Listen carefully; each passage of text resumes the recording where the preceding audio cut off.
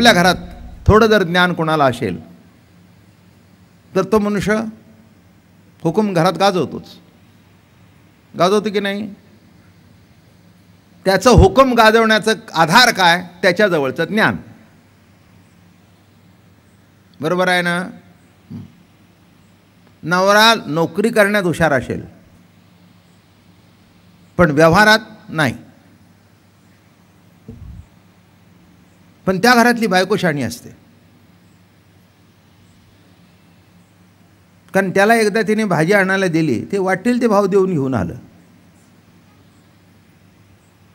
कोथिंबीरीची जुडी आणली, वरून दिसत चांगली, उघडल्यावर आतमध्ये साधी करू, जुडीला दिले 25 रुपये.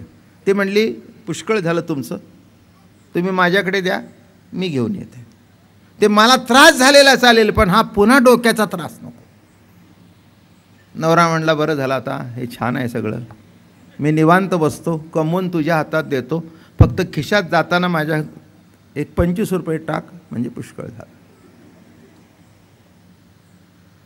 8 दिवसांनी गाडीमध्ये डिझेल भरतो, त्याची एक 100 रुपये दे, बाकी 25 रुपये रोज टाक. चहा प्यावा लागतो, वडा खावा लागतो.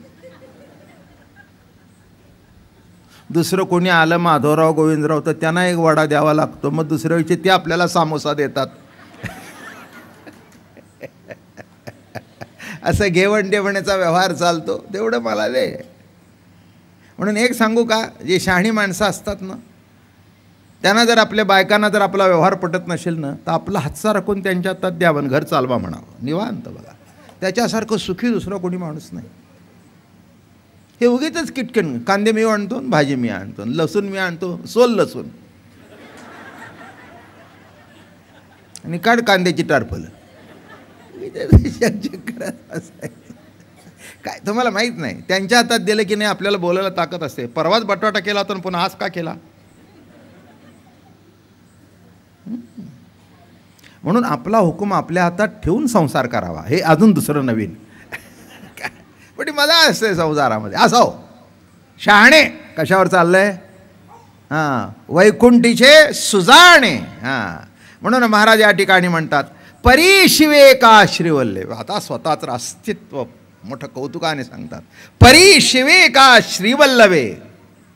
हे दोघं सांगतात म्हणून नाही, नानची बंधू ऐसे शिवसूत्रमयशी येण्याची वावे ऐसे बोलिले आणि वैकुंठीचे रमण रमापती गीताशास्त्र बोललेले असते, तेही आता यथाउक्ती सांगे नाईक. ऐसे संबंध जे ज्ञान ते तव गुणात्मक जाण, चिन्मात्र एकले पूर्णते ते संबंध गायचा. वा, हे जे ज्ञान बोललो ते गुणात्मक आहे, ते वृत्ती आहे. चिन्मात्र जे ज्ञान आहे तिथे आता संबंधच नाही. तुम्हाला एवढं तरी कळलं की नाही? गुणमय ज्ञान, वृत्ती ज्ञान, सत्ता ज्ञान एवढं तरी कळू द्या, पुष्कळ झालं. काय ही सगळी अध्यात्मातली परिभाषा आहे, ती समजायला पाहिजे. कशाला काय म्हणायचं, कशाला काय म्हणायचं, नाही का? नाही तर कशाला जिऱ्याला मोहरी म्हणाल, मोहरीला जिरं म्हणाल. हो, अवस्था वाईट आहे सध्या. कोणालाच काही पोरीनं कळत नाही बरं का. मोहरी टाक म्हटलं की जिरं टाकते, आणि जिरं टाक म्हटलं की मोहरी टाकते. जिरं टाकते. सासूबाईने सांगितलं होतं की उडलं की बघ, ते जिरं उडतच नाही. मग ती म्हणते सासूबाई जिरं उडलं का नाही, आपलं मोहरी उडलं का नाही, ती बघितलं. अगं म्हटली जिरं टाकलं उडेल कसं, मोहरी उडते. बरं, मग सासूनं ठरवलं अजूनही उडते, स्वस्त बसते नाही, जाऊ चला. हे माझं ऐकण्याशिवाय मजा नाही. हे मधली जी फोडणी आहे ना, ती मस्त आहे बघा. तुम्हालाही बरं वाटतं, मलाही बरं वाटतं. आपलं हसत खेळत असं काही इकडे तुम्हाला ब्रह्मज्ञान मिळायचं नाही, कारण ती मिळू नये. फक्त मिळू नये एवढं जरी महिन्यात कळलं तरी पुष्कळ झालं. उद्या जर बाहेरगावी जायचं असेल तर रात्री आपल्याला सकाळी 5 वाजता उठायचं. हां, 200 किलोमीटर जायचं आहे. 4 तास लागून जेवण करून विश्रांतीने मग कीर्तन आहे. काय तुम्हाला गंमत सांगू, ते घड्याळसुद्धा लावावं लागत नाही. 5 वाजता उठायचं म्हटलं की बरोबर 4:45 उठा बाबा महाराज. तुमच्या सगळ्याचे नाव घेऊन उठवायला येतो, पण तुम्हाला कळत नाही. तुम्ही मिजाज मारता. मी एकदा ठरवलं म्हणजे ठरवलं. नको मिजाज मारूस. एक दिवस किती जरी ठरवलं तरी उठणार नाहीस. कळलं ना? एक दिवस किती जरी ठरवलं तरी उठणार नाहीस. कशाला मिजाज मारतोस मी उठतो म्हणून? अरे तुला असं का वाटत नाही? तू संकल्प केलास आणि पांडुरंगाने तो धरला, उठवलं. उठ बाबा, उठ बाबा, उठ उठ. किती देवाची कृपा आहे, किती देवाची कृपा आहे. ही त्याची कृपा कळणं हा चित्तत्वाचा विलास कळणं आहे. हा विलास आहे, विलास आहे. काय देवाने आमचं बरं केलं? बरोबर आहे, बरोबर आहे. दृष्टी आहे तुमची ती. आणि म्हणून महाराज म्हणाले आत्मज्ञान म्हणजे ऐते ज्ञान, निखळ तेच असे. निखळ इथून तिथून कुठेही भानगड नाही, निखळ. बरं का? एखादा सोन्याची मूर्ती केली,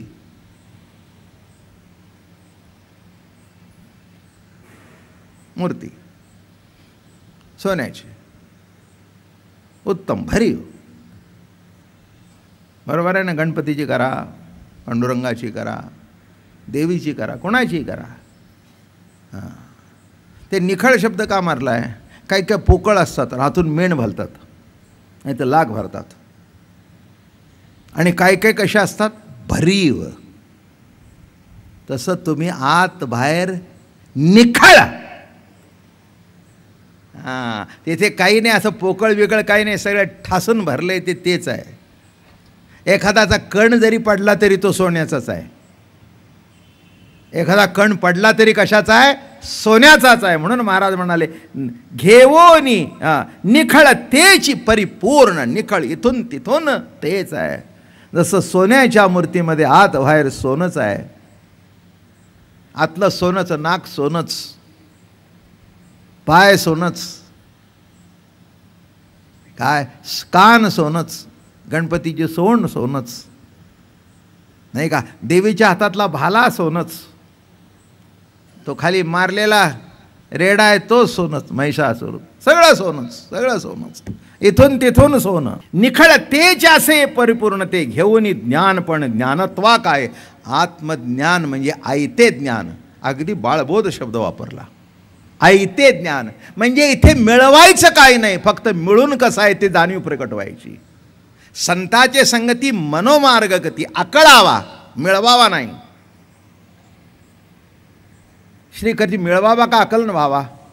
आकलन व्हावा, आकलन व्हावा. हां, हे बघा, आकळावा. ऐते ज्ञान आहेच आहे तुझ्याकडे. आत्मज्ञान म्हणजे इतकी सुंदर व्याख्या कुठेही सापडायची नाही. आत्मज्ञान म्हणजे ऐते ज्ञान. ऐते ऐतेच आहे. बायको करावी लागते, आई ऐती आहे.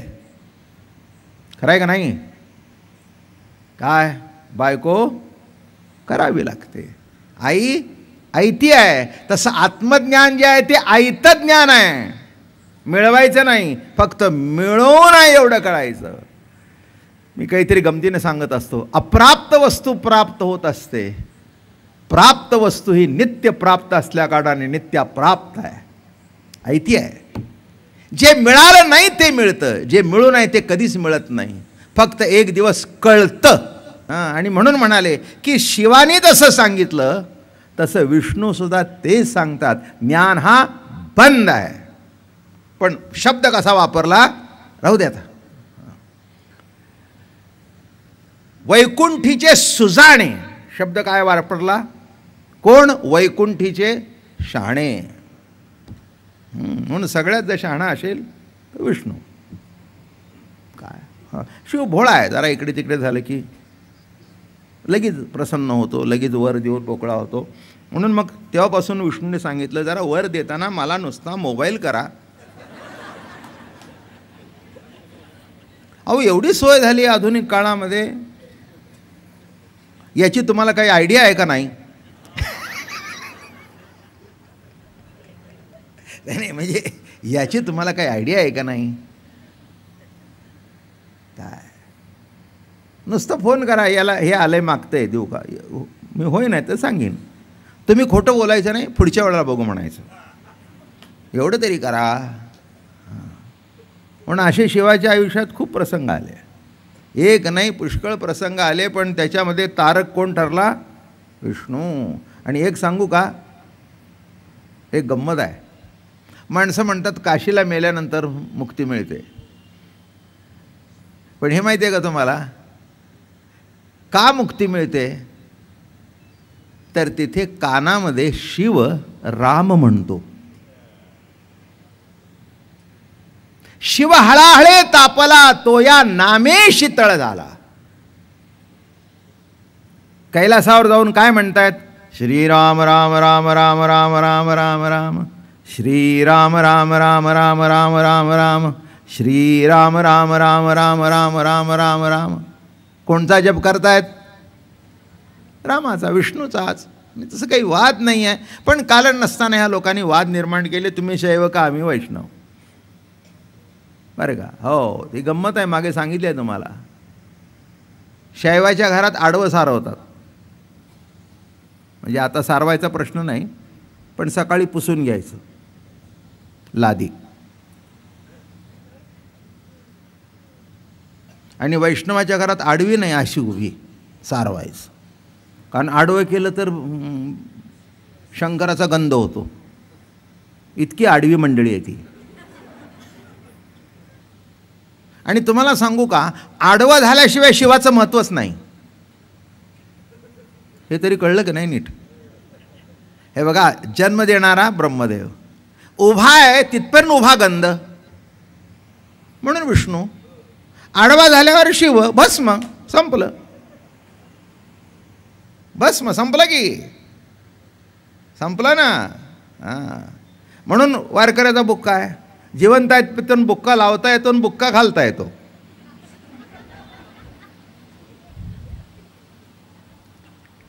एकदा आडवं झाल्यानंतर कपाळाचा बुक्का सुद्धा भस्म होऊन जातो. सगळं संपलं. म्हणून हे दोन कौतुक करतायत. आणि वैकुंठीचे नि सुधा आणि ज्ञानपाशी सत्वगुण बांधीजे, हे बोलणे बहु केले. ज्ञानपाशाने बांधतो हे फार सांगितले. तेव्हा त्याला ज्ञानेश्वर महाराज असे उत्तर देतात की वैकुंठीतील सर्वज्ञ कृष्ण हे सर्व शहाणे आहेत. मग ते त्यांनी बरोबर सांगतायत, हा वेदार्थ सा गुरु जा निद्रिताचा गुरु. कोण आहे हा? तो स्वये सर्वेशुरु प्रत्यक्ष अनुवादला. कोण आहे हा? अहो, म्या बोलविल्या वेद बोले, म्या चालविल्या सूर्य चाले, म्या हलविल्या प्राण हले, जो जगाते चालिता असा विष्णू. ते सुद्धा म्हणतायत की ज्ञान हा बंदच आहे. आणि थोडंसं सांगतो ना तुम्हाला, अगदी व्यवहारात दृष्टिकोनातून कळेल असं. आपल्या घरात थोडं जर ज्ञान कोणाला असेल तर तो मनुष्य हुकूम घरात गाजवतो.